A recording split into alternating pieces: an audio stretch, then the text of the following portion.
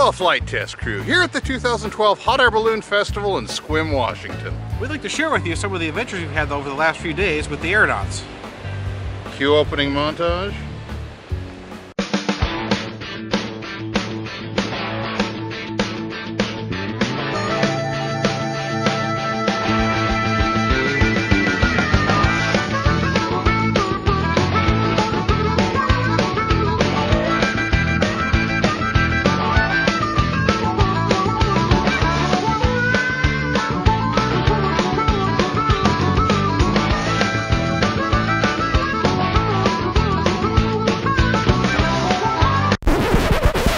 Yes, that's RQ-CX-3 Raven flying around inside the envelope of a hot air balloon.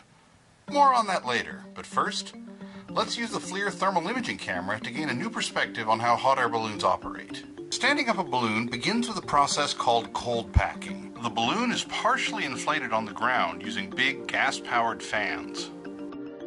Now, watch what happens on the FLIR when the pilot gives it some gas. The heat moves along the inside surface of the envelope towards its highest point, almost like a bubble rising through honey. Eventually, once enough heat has accumulated at the top of the balloon, you can actually watch it pull it upright.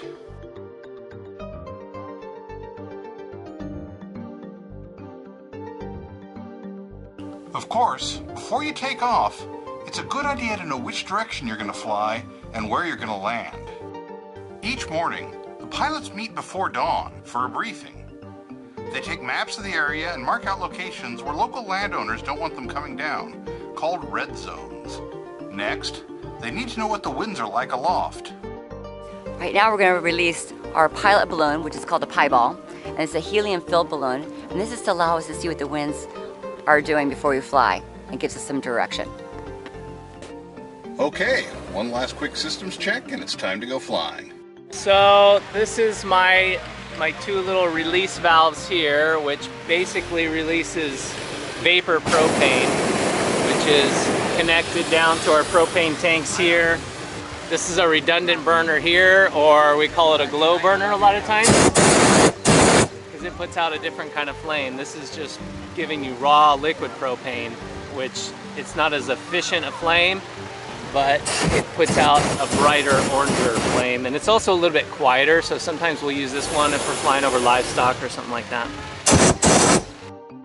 Once airborne, balloons are carried along by the wind. The only means pilots have to control which way they fly is changing altitude to find air moving in a different direction. Following a successful landing, the balloon has to be deflated so it can be packed away. We caught up with Captain Crystal afterwards, and she described the process for us. Okay, so what we just did is we released the air from the inside of the balloon. We have what's called a red line. Red because danger, don't grab. So what I did is I had one of my passengers go ahead and grab that red line, pull the top, it releases all the clippings, and all the hot air goes out of it. And that's great because it allows us to be able to bring the balloon in and land it.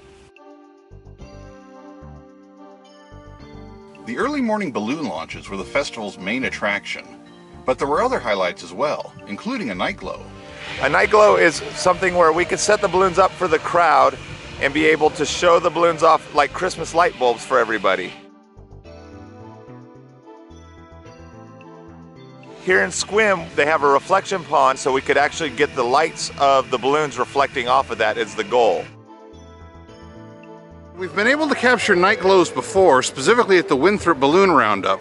However, because we didn't have any means of seeing at night, we had to capture that while flying the bird eyes on, just watching it fly and hoping we were getting the shot. However, now that we've got the FLIR available, we can actually see as well or even better at night as we can during the daytime. So that's making it possible for us to capture these images, which are turning out a lot better.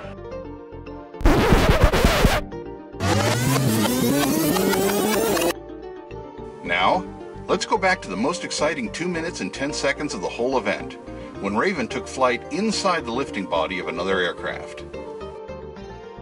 I could not believe they were willing to let us fly our multi-rotor aircraft inside of a balloon. It was pretty cool. It was on the ground, cold packed. They put a little bit of heat in there and let us in.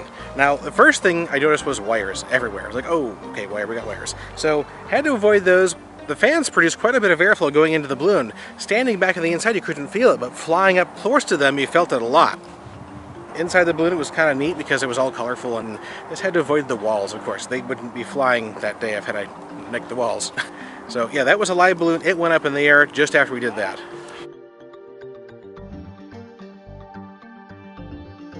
And here's the courageous aeronaut who came up with this crazy idea in the first place. Colin Graham with Endeavor Ballooning from Yuma, Arizona. Thank you, Colin, for allowing us to make multirotor history, and for providing the ultimate demonstration that balloons and multirotors can safely share the friendly skies. Alright, so those are the highlights of our visit to the Hot Air Balloon Festival in Sequim. Hope you enjoyed watching. See you next time. Alright, fly safe.